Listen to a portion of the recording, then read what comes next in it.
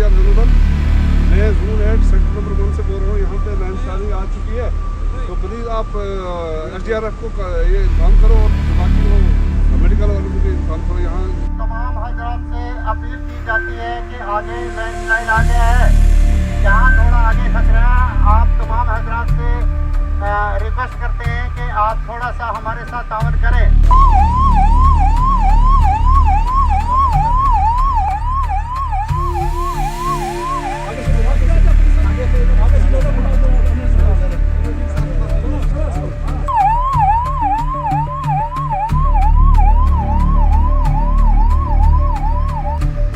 ये पत्थर हटाने की कोशिश करो चाहे, है ना।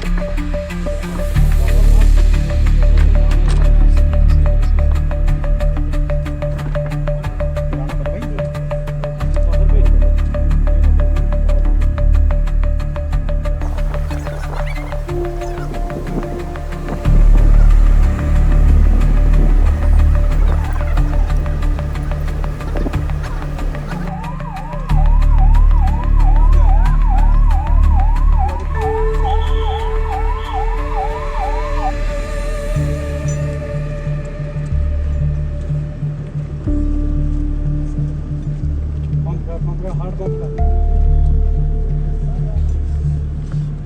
कर